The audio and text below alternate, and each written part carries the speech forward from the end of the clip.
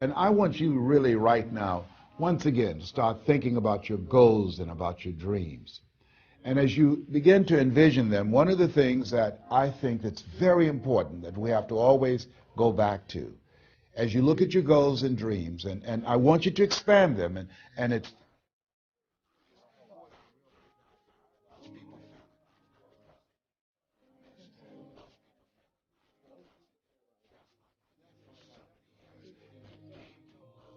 and hit, they didn't believe in themselves. As we begin to think about the lessons and all the things that you've experienced and all of the comments and stories and strategies and lessons that you've had, I think it's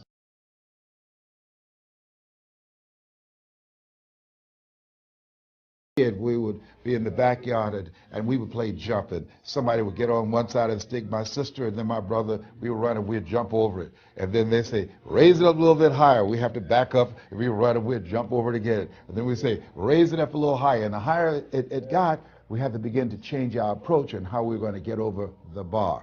And that's the same thing in life. And so right now I want you to think about your goals and dreams as you begin to raise them a little higher, and I want you. It's possible. You know, the easiest thing that I do is speak and train people how to speak. Go into prisons and juvenile detention centers and to high schools and colleges. Speak before thousands of people. I can do that in my sleep. Let me share with you the most difficult thing I've ever done in my life. And it took me years to do. And that was to believe that it was possible.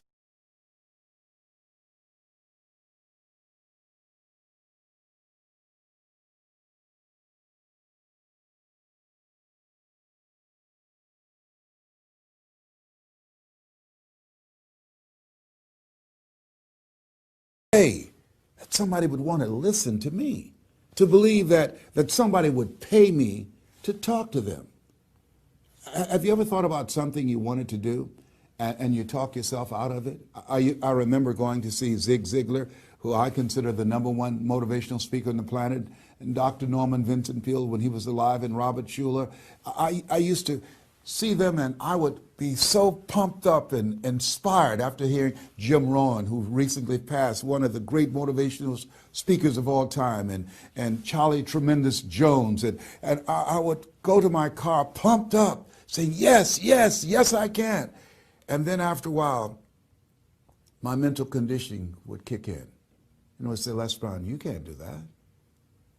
You don't have a college education. Les Brown, you can't do that. You don't even know who your parents are. Les Brown, you can't do that. You failed twice in school. Come on. You ever thought about something you wanted to do and you talk yourself out of it? There's a proverb that says, if there's no enemy within, the enemy outside can do us no harm.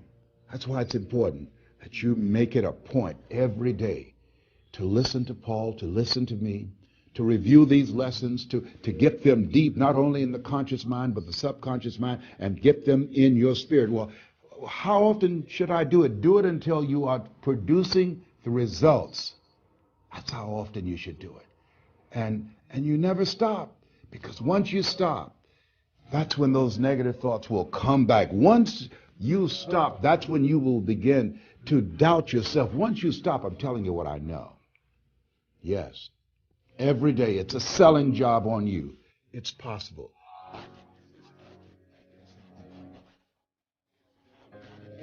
I'm going to make it. It's possible. Yes. Your dream is possible. Say that to yourself.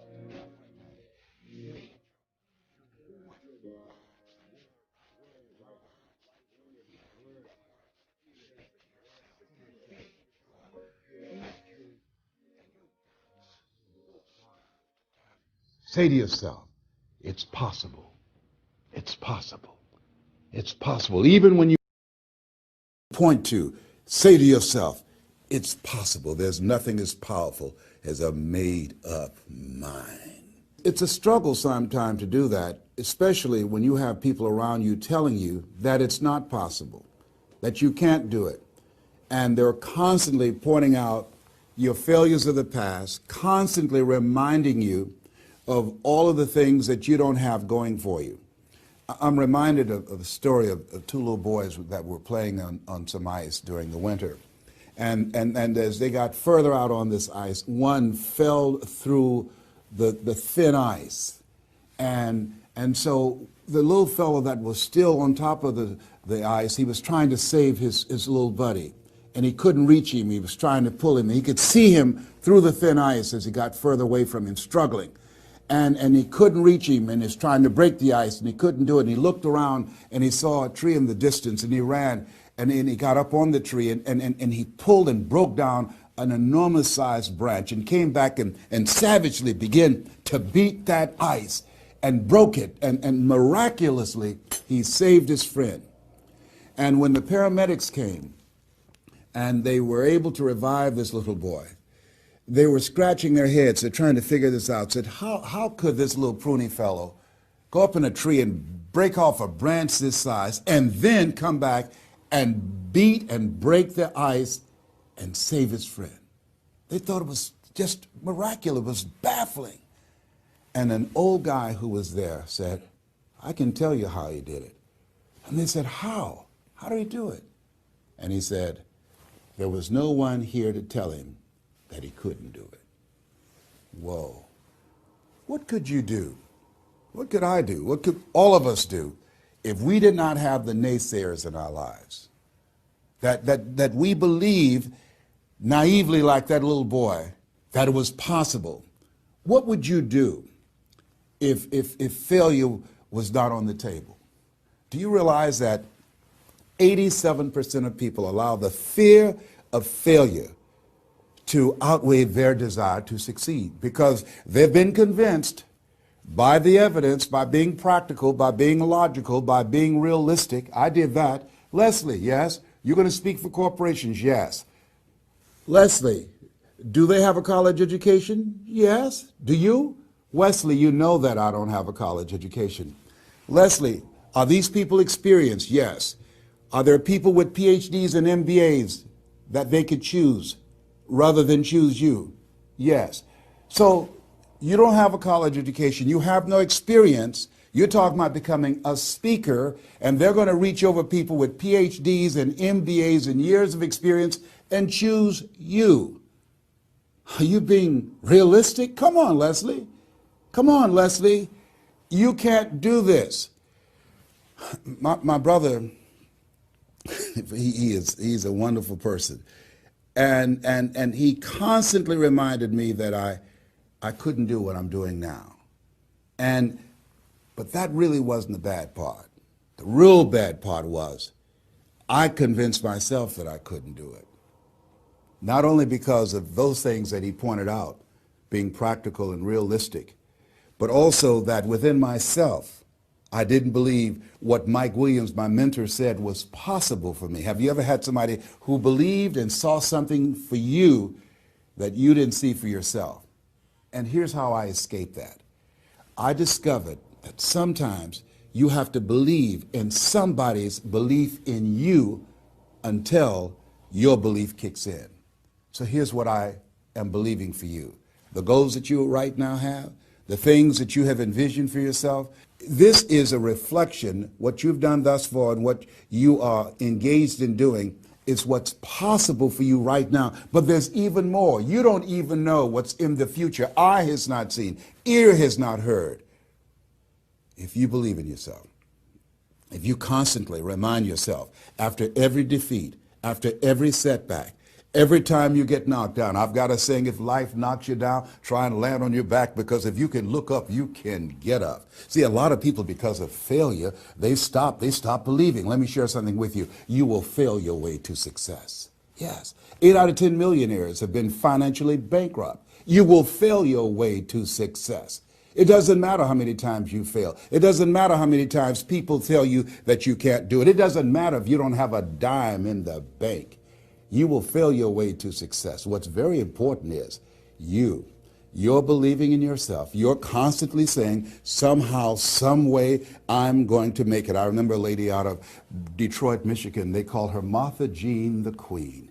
And she had a motivational message she gave all the time on the radio. And the question she would ask was, do you really want to win? Do you really want to win? And she said, if you really want to win in life, you've got to believe in yourself when no one else does. You've got to believe in yourself. See, it's easy to believe in yourself and to have faith if you have a good bill of health, if your relationship is working out fine, if you have money in the bank, if you have a secure job, if your mortgage note is paid current, if the children are acting like they have good sense. It's easy. If you go to a doctor, they say, oh, you're doing real good, I'll see you next year.